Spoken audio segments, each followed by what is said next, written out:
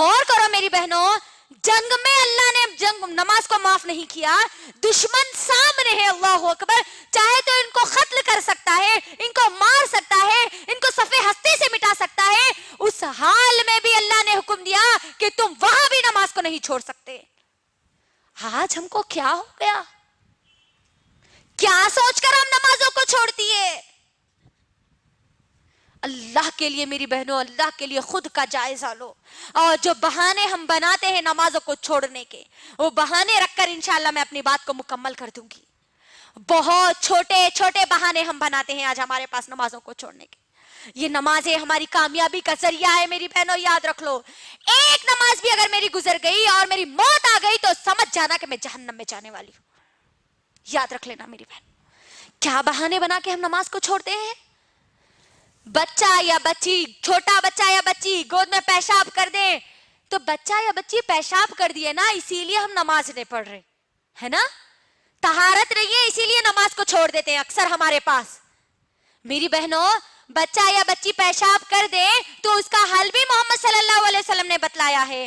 ابھی ہم ناپاک ہیں اسی لیے ہم نماز نہیں پڑھ سکتے، بلکہ اگر ہماری سوچ آئی تو یاد رکھنا، ناپاکی کی حالت میں موت آ گئی اور تم مر گئے تو موت بھی تمہاری ناپاکی میں ہوگی، اور تم کل قیامت کے دن میں ناپاکی کی حالت میں اٹھائے جاؤ گے۔ اور سوچ لینا پھر ناپاکی کی حالت میں اب ہمارا انجام کیا ہوگا۔ پھر طہارت نہیں ہے، پانی نہیں نہائے، ابھی پانی نہانے کے بعد نمازاں شروع کر دے، اللہ اکبر۔ یہ بہانے نہیں چلنے والے میری بہنوں، اسلام ہم کو ان بہانوں کی اجازت نہیں دیتا۔ آپ کسی بھی جگہ ہو، کسی بھی محلے میں ہو، کسی بھی بڑے سے بڑے خاندان کے ہو، آپ پر 5 وقت کی نمازیں فرض کی گئی ہے، آپ کو بس ادا کرنا ہی کرنا ہے، آخری سانس تک نماز آپ کو ادا کرنا ہے میری بہنوں۔ دوسرا بہانہ جو ہمارے پاس بنایا جاتا ہے، ابھی تو ہم جوان ہیں، ابھی اللہ اللہ کہاں سے کریں گے جی؟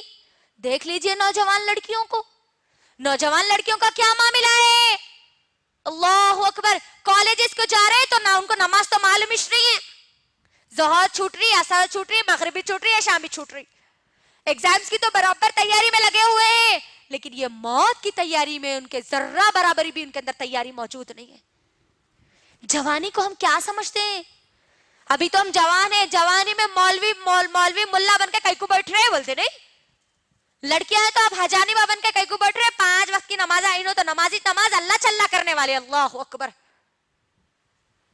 نوجوان لڑکے اور لڑکیاں غور سے میری بہنوں سن لو، جوانی کی عبادت سب سے زیادہ اللہ کو پسند ہے، اور کل میدان محشر میں جن لوگوں کو جگہ دی جائے گی ان جوانوں کو دی جائے گی جو جوانی میں اللہ کی عبادت کرتے تھے۔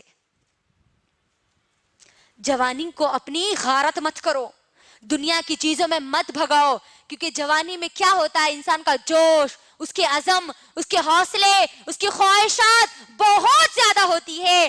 اس بیزی ماحول میں، اس مصروف زندگی میں مجھے اور آپ کو اللہ کے سامنے جھکنے کا وقت نکالنا ہے۔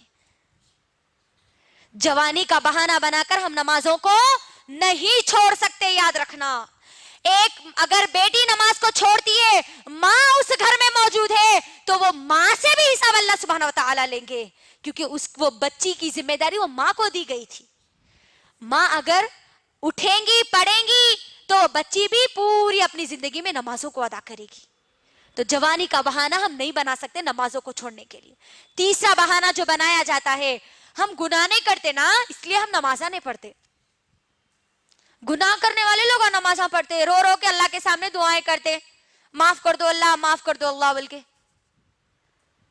نمازاں سیکھنا ہے، گنہگار لوگوں کے لیے نمازیں آئی، غور کریے، یہی آج ہمارے پاس ماحول بنتا جا رہا ہے کہ ہم گناہ نہیں کرتے نا اس لیے ہم نمازیں نہیں پڑھتے۔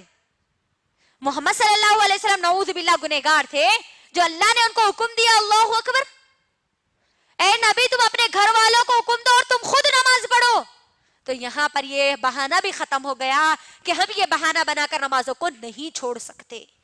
ایک اور بہانہ جو ہمارے پاس بنایا جاتا ہے میری ماں اور بہنوں، ہم نماز پڑھتے ہیں تو ہم کو برے برے وسوسے آتے ہیں، برے برے خیالات آتے ہیں، اسی لیے ہم نماز نہیں پڑھتے۔ کئی لوگوں کا کہنا ہے یہ اللہ اکبر. میری بہنوں غور کرو, نماز جب ہم پڑھتے ہیں تو ہم کو نماز سے روکنے والا کون ہوتا ہے؟ کون ہوتا ہے؟ شیطان ہوتا ہے. تو یہاں پر ہم جو نمازیں پڑھتے ہیں, اکثر ہماری نمازوں کا جو حال ہے, نمازوں کا حال تو بہت برا ہوتا جا رہا ہے آج ہمارا. ہم نمازوں میں جب ہوتے ہیں نا تبھی ہم کو پورے خیالات یاد آتے ہے نا.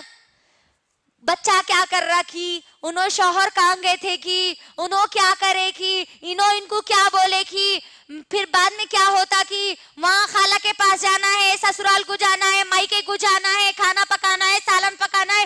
پوری تیاری ہماری نمازوں میں ہوتی ہے. آج کوئی چیز اگر بھول بھی گئے نا میری ماں اور بہنوں, تو وہ نمازوں میں آج ہم کو یاد آتا ہے.